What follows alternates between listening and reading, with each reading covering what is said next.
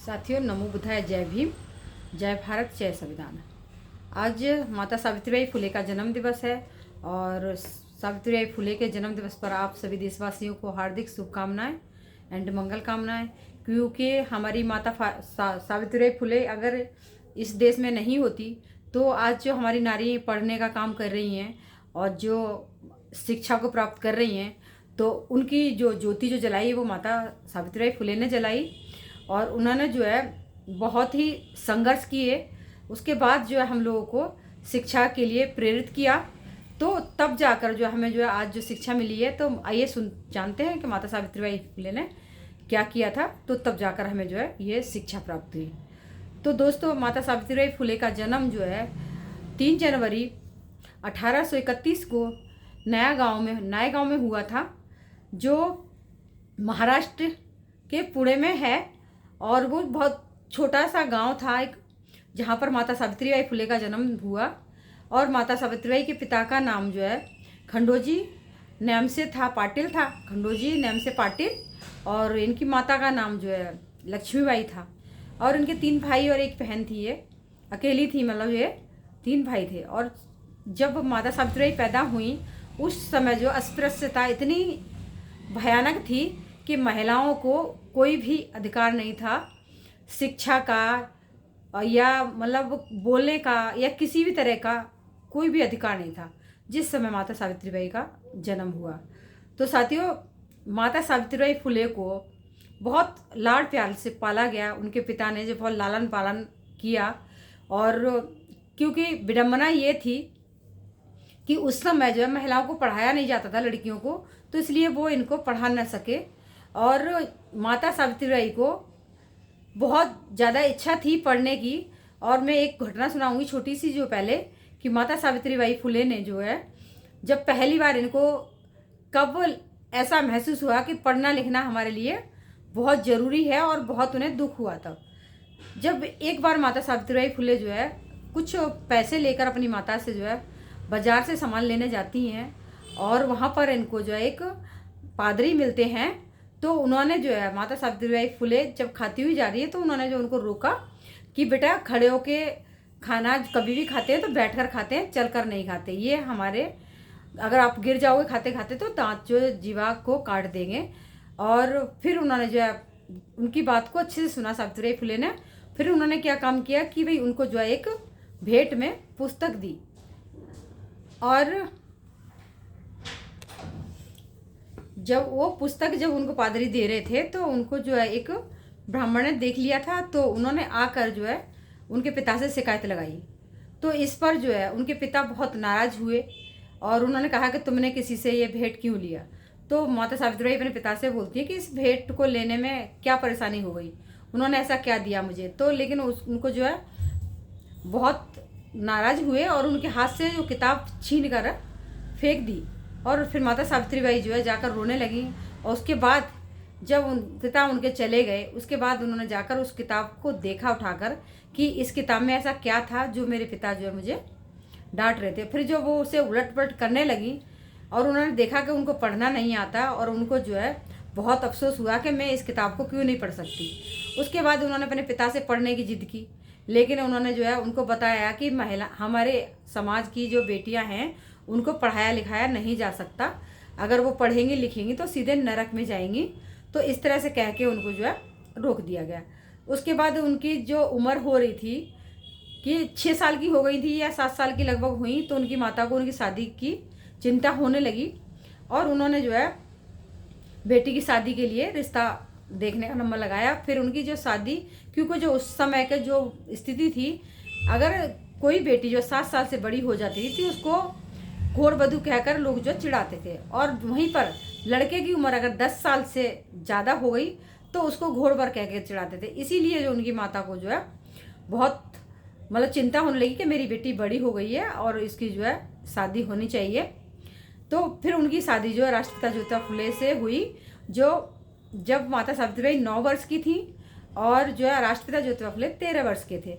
जब माता सावित्रीबाई फुले अपने ससुराल में आई, तो उसके बाद जो है उन्होंने देखा अपने पति के साथ काफ़ी मतलब जो है काम करवाती रही, सारा घर का भी खेत में भी।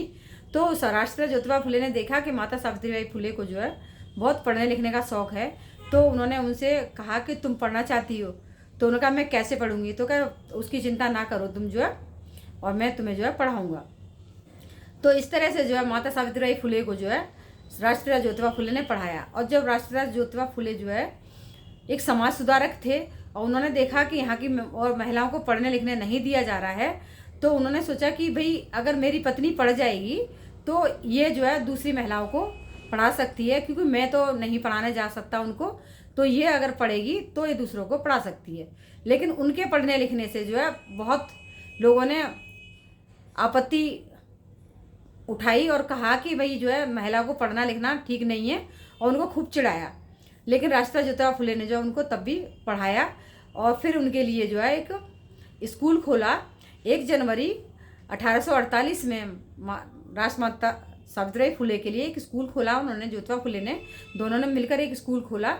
उसमें जो है मात्र 9 छात्राएं थीं जिनको पढ़ाने के लिए माता सावित्रीबाई ने जाना था। जब माता सावित्रीबाई फुले स्कूल में गईं तो उनको जो है सब ने बहुत गलत गलत तरीके से अपशब्द कहे, गालियां दी कि देखो अब ये समाज को सुधारने चली है, महिलाओं को पढ़ाएगी, अब तो ये सीधी नरक में जाएगी।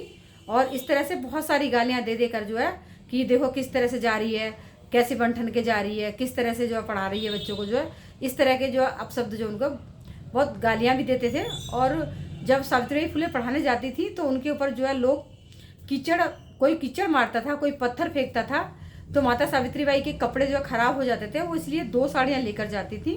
और जब स्कूल में पहुंचती थी तो वहाँ पर जाने के बाद वो एक साड़ी को जो है जो गंदी साड़ी होती थी उसको बदलती थी, फिर जो साड़ी साथ में लेके जाती थी बैग में उसको चेंज करके बच्चों को पढ़ाती थी, और जब लौट कर आती थी तो फिर जो है उसको बदल लेती थी। और जब माता सावित्रीबाई फुले ने देखा कि वहाँ पर जो है उस समय बाल विधवाओं के जो छोटे छोटे बच्चों की शादियाँ हो जाया करती थी, और जो माता सावित्रीबाई ने देखा कि भाई उन बच्चियों के साथ जो है बहुत गलत व्यवहार हो रहा है, तो उन्होंने जो उनको भी पढ़ाने का नंबर लगाया और उनके लिए जो एक बाल विधवा के लिए एक स्कूल खोला।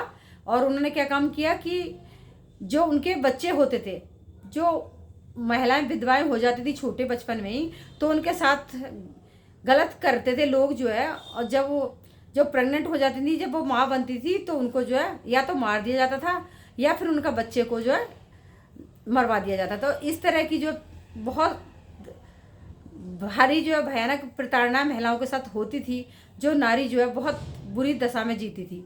तो माता सावित्रीबाई फुले ने क्या काम किया कि बच्चों के लिए, जो छोटे बच्चे थे, तो उनके लिए एक स्कूल खुलवाया और उन्होंने एक जो है हॉस्पिटल बनवाया, और उन्होंने क्या काम किया कि बाल हत्या प्रतिबंधक गृह खुलवाया, और उसमें जो बच्चे अनाथ होते थे उनको उनको शिक्षा का काम करती थी और उनकी दवाई गोली का भी काम करती थी। और जो है इस तरह से जो है उनको, अब जब उनको जो है स्कूल में पढ़ाने जाने लगी तो उनको उनके ससुराल वालों ने, ससुर जी ने उनको घर से बाहर निकाल दिया। और क्योंकि जो है सब समाज के लोग कहते थे कि भाई ये जा रही है पढ़ाने के लिए, तो ये तो बहुत बड़ा जो है अभिशाप है, महिलाओं को पढ़ना लिखना ठीक नहीं है। तो उन्होंने जो है जाकर फातिमा शेख के घर पर रही, उस्मान शेख उनके भाई थे, उनके यहाँ ही उन्होंने जो है ये जो बाल हत्या जो रोक लगाने के लिए उन्होंने वहीं पर उनके घर पर ये खोला उन्होंने जो है।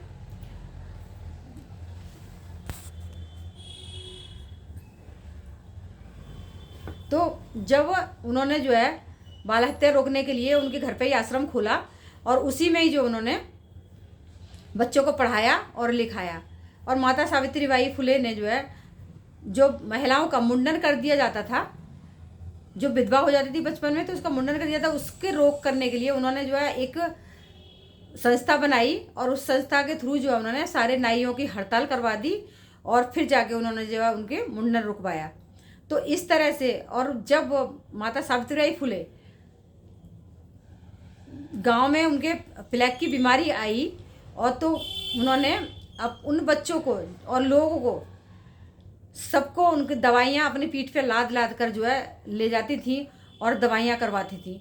इसी तरह से उन्होंने जो है जब उनको घर बच्चे उन्होंने जब अपने बच्चे पैदा नहीं किए और जो है एक ब्राह्मणी थी उसका जो है बच्चा उन्होंने गोद लिया और उस बच्चे को जो है अपना नाम दिया और उसका नाम जो है यशवंत रखा। तो उस बच्चे को उन्होंने पढ़ा लिखा कर डॉक्टर बनाया।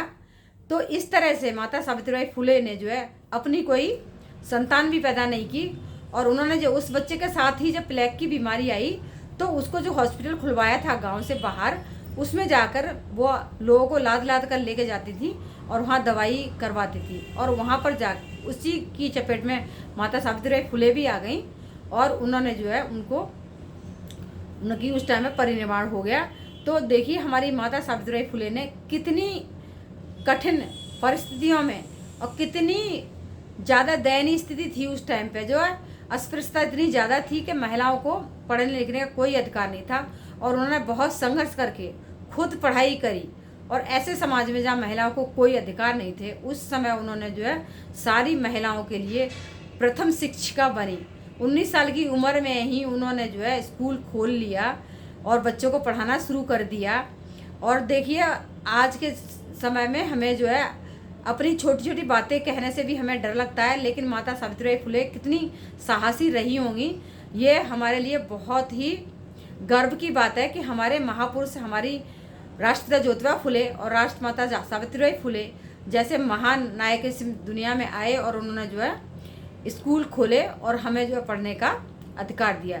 इसी को आगे बढ़ाते हुए हमारे बोधिसत्व बाबा साहेब ने इनको अपना आदर्श बनाया, सावित्रीबाई फुले को और राष्ट्रपिता ज्योतिबा फुले को, तथागत बुद्ध को और कबीरदास जी को। और उन्होंने जो है इनके इतिहास को कोई जानता भी नहीं था कि एक तरफा इतिहास था, तो माता सावित्रीबाई के इतिहास को जो छुपा कर रखा गया था, राष्ट्रपिता ज्योतिबा फुले के इतिहास को, जो हमारे महापुरुष रहे हैं उनके इतिहास को छुपाया गया हमसे।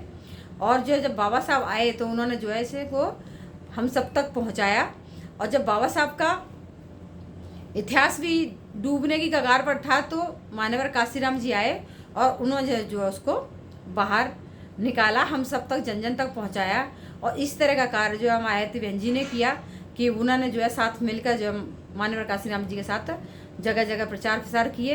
तो हमें जो है अपने महापुरुषों को जीवित रखना है, उनकी जो लिखी हुई किताबें हैं उनको पढ़ना है और सबको पढ़ाना है।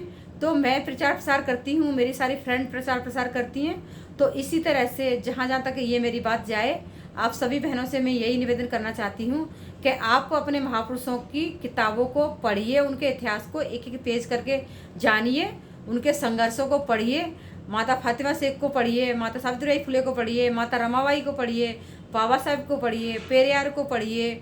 और बहुत सारे महापुरुष हैं हमारे जिन्होंने हमारे लिए इतनी अच्छे अच्छे कार्य किए हैं। तो आप जानेंगे कि हमारे पूर्वज जो है किस प्रकार के थे। और हमारे पहले जो है जब बुद्ध थे उस टाइम पर जो है सम्राट अशोक थे और कितने सारे लोग हमारे यहाँ पर आए हैं जिन्होंने जो है बहुत अच्छे काम किए हैं। तो हमें उनको पढ़ना है और पढ़ाना है और इसी तरह से हमें अपनी राष्ट्रमाता के जो हमें रास्ता दिखा कर गई हैं तो हमें उनका जो है रास्ते को उनके जो विचार हैं हमें उनको आगे बढ़ाना है और आगे लेके जाना है। तो आज के लिए बस इतना ही और आप सभी को जय भीम, नमो बुद्धाय, जय भारत, जय संविधान। और माता सावित्रीबाई को पुनः एक बार जन्म दिवस की आप सभी को हार्दिक शुभकामनाएं उनके जन्म दिवस पर। और हम सभी को मिलकर इनके जन्म दिवस को धूमधाम से मनाना चाहिए और जितने भी हमारे महापुरुष हैं हम सबका जन्मदिन मनाएं और उनके बारे में विचार विमर्श करें और उनके जो है विचारों को जन जन तक पहुंचाने का काम करें। तो जय भीम, जय भारत।